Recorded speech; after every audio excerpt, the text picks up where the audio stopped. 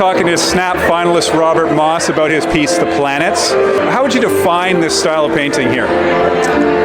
I wanted to do a series of paintings that were sort of based on, I think I'd seen a lot of Canadian art from like the 30s, pre-war, kind of between the wars kind of period, sort of muted, very sort of minimalist in a way, but representational, realist. And I felt like an urge to do that.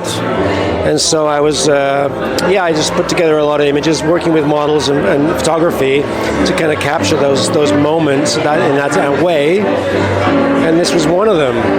And it was just this idea about just a soft realism, but it's also nothing specific, and just it's about between the moments, just this sort of outside of life, just the big things in life and the quieter moments, and then bringing that across with a very, in my mind, very flat, very unemotional, very minimal presentation. So your process in this case is you have a model and then photograph, and then you go to painting from there. Yeah. How much does the painting deviate from the photograph? Not much at all. In fact, I prefer it not to deviate at it. Sometimes I do try to change things, and it backfires. I always find afterwards I'm like, that was not this one is exactly like the photograph, and even the grain is within reason. I just stuck with it, and I'll spend a lot of time getting the photograph just right. I've learned get the composition, and composition to me is almost everything.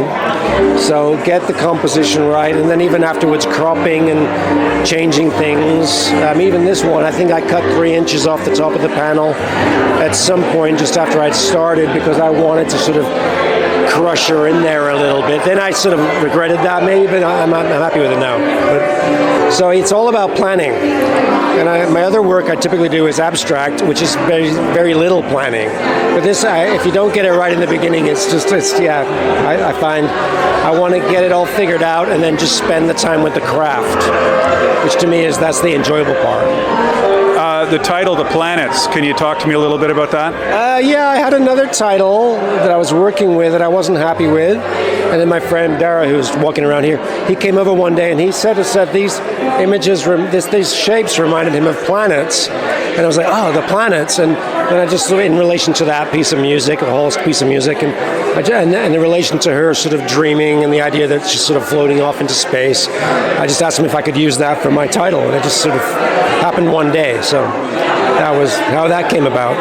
So titles have significance for you? Typically, I like to get a strong title at the beginning, and that gives me a direction to work to.